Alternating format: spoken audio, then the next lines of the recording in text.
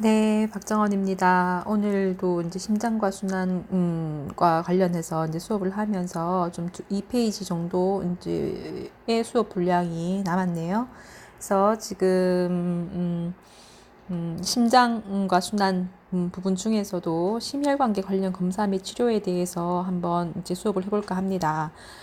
이 부분은 여러분들이 오늘 이제 본 수업에서 들었던 내용들에서 이미 다루어졌던 내용들이 더 많아요. 그래서 이제 조금 요약 정리한다는 개념으로 자료를 살펴보는 시간을 갖도록 하겠습니다.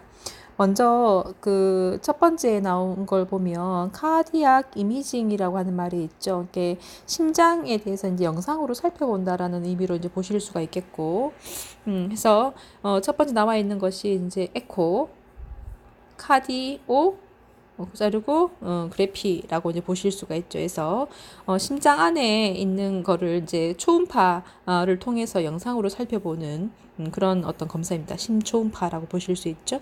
그래서 얘 같은 경우에는 심장벽이라든지 안의 구조라든지 특히 심장 내에서 혈액이 어떻게 이제 흘러가는지에 대한 것들을 잘 볼 수 있고 그거에 조금 더 해서 이제 도플러 초음파라고 하는 거는 혈류 속도까지 이제 볼 수 있는 그런 어떤 장점들이 있는 걸 보실 수가 있습니다. 그 다음에 카테터리제이션이라고 하는 거는 카테터를 몸 안에 이제 넣는다는 의미를 갖고 있어요. 그래서 심장까지 이제 카테터를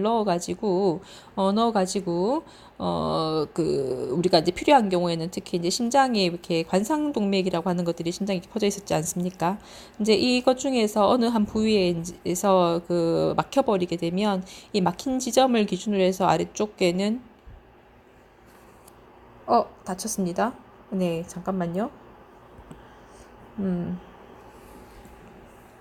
아래쪽에는 심장로의 어떤 혈액 공급이 되지 않는 것을 볼 수가 있어요. 이제 그런 경우에는 경동맥이나 또는 경동맥이라든지 아니면은 그 팔 쪽에 다리 쪽에 그 대퇴동맥 쪽을 이용을 해가지고 심장까지 이렇게 카테터를 삽입을 하는 거예요. 그러고 나서 이제 이 안에다가 이제 그 혈관 성형술을 하게 되는데 이제 이런 그 성형술을 할 때 사용하는 거가 이제 스텐트 삽입 같은 것들이 있는 걸 볼 수가 있고요. 그 다음에 바이패스 그래프트라고 하는 거는 아까 뭐라고 했었죠? 우회도로를 만든다라고 말씀을 드렸습니다. 해서 이 심장 쪽에 이제 문제가 생겼을 때 이렇게 그 혈관을 성형하는 것만 가지고는 이제 되기가 좀 힘들다. 해서 이제 뚫기가 힘들다라고 이제 판단이 되었을 때에는 다른 혈관을 이제 이어가지고 다른 길로 이게 혈액 공급이 될 수 있도록 만드는 것들을 볼 수가 있고요. 그걸 우리는 이제 바이패스 그래프트라고 얘기를 하고 아까 앞쪽에서 봤으면은 CA 캐비지 캐비지라고 하는 용어로 썼었죠, 그죠? 그다음에 하트 트랜스플란테이션이라고 하는 거 심장 이식입니다. 그죠? 그래서 트랜스플란테이션 키드니 그죠? 또는 레날 이런 것들을 하기도 하고요. 그래서 장기 이식을 하는 것들을 볼 수 있고 이 심장 이식들은 그때 기존에 가장 최근 영화에서는 그 흉부외과라는 드라마에서 이런 것들을 이제 굉장히 많이 다루는 것들을 볼 수가 있었습니다. 그다음에 피브릴레이션 세동이라고 했었습니다. 분당 350회 이상의 심장 박동수가 이제 관찰될 때 우리는 세동이라고 얘기를 하는데 이 세동이라고 하는 것들을 제거하는 게 제거하다라는 뜻을 갖고 있습니다. 그래서 세동 제거하는 거. 그래서 요즘에는 가장 최근에 굉장히 많은 것들을 볼 수 있는 것 중에 하나가 뭐 동대구역이나 아니면 버스 승강장이나 지하철 쪽이나 이런 데 보면 자동 제세동기가 있죠. 오토매틱 자동적으로 계속 다치네요. 아이고. 자동으로 뭐 하는 거예요? 세동을 제거해주는 것들을 우리가 이제 자동 제세동기라고 얘기를 하죠. 이게 영어로는 AED라고 적혀져 있는 것들을 볼 수가 있습니다. 그래서 세동 제거 디피브릴레이션이라고 얘기를 합니다. 그다음에 카디오 버전이라고 하는 거는 심장 율동을 전환을 하는 것, 즉 심장에 이런 그 피브릴레이션이나 이런 것들이 생겼을 때에 이렇게 뭘 하냐면 이 디피브릴레이션이라고 하는 걸 하기 위해서 우리 그 드라마 같은 데 보면은 왜 그 몇 줄 올리세요, 몇 줄 올리세요, 하나, 둘, 셋 이렇게 말하는 경우들이 있죠, 그죠? 그래서 이제 그런 어떤 DC 샥과 같은 디피브릴레이션을 하는 것들을 볼 수가 있고, 그다음에 카디오 버전이라고 하는 거는 마찬가지로 이제 부정맥을 치료를 하기 위해서 전기 충격을 가하는 어떤 시술이라고 이제 보실 수가 있습니다. 그래서 응급실에서 하는 것과 카디오 버전하고는 조금 차이가 있긴 하지만 어쨌건 심실 제동을 심실에서의 어떤 세동을 제거할 목적으로 시행하는 것을 볼 수가 있어요. 그다음에 혈관 질환 보시면 이제 애뉴리즘이 있습니다. 애뉴리즘이라고 하는 건 동맥에 동글동글 꽈배기처럼 이렇게 생긴 류가 생긴 것들을 의미를 합니다. 그래서 이제 이것들을 치료를 하기 위해서는 우리가 이렇게 묶어서 더 이상 이제 혈액이 그 류 생긴 쪽으로 가지 않도록 하는 클림핑이라고 하는 것도 있고, 코일링이라고 하는 것도 있고요.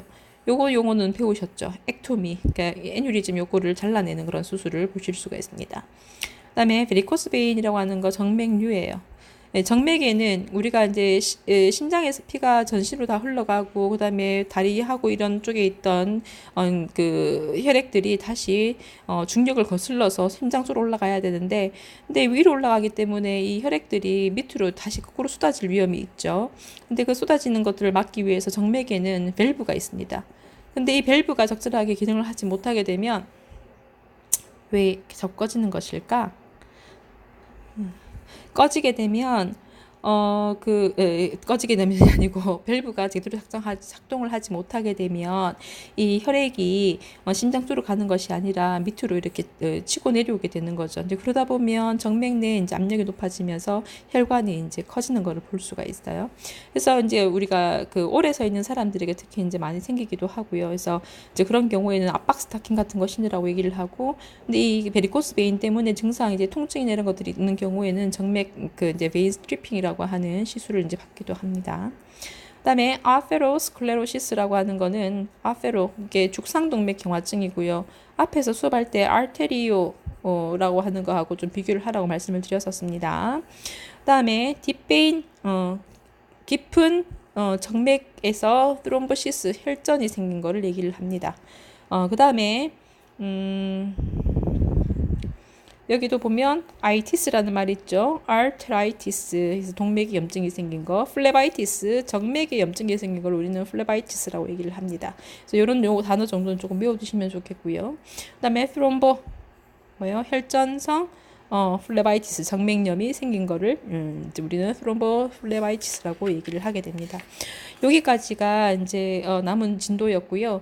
여러분들은 다음 시간에 또 퀴즈를 이제 치실 거죠, 그죠? 그래서 교재에 있는 문제도 잘 푸시고 수업 중에 단어 반복했던 것들을 차곡차곡 잘 외워두시기 바랍니다. 오늘까지 3주차 수업을 했는데요. 보면 아시겠지만 1장부터 해서 2장까지 배웠던 내용들이 3장에 또 반복해서 나오는 경우들이 있어요. 그래서 계속 누적해서 여러분들이 외워두셔야 뒤로 갈수록 쉽게 공부할 수 있다는 걸 다시 한번 말씀드립니다. 수고하셨고요. 다음 시간에 또 뵙겠습니다. 수고하셨어요. 왜 안 꺼지죠?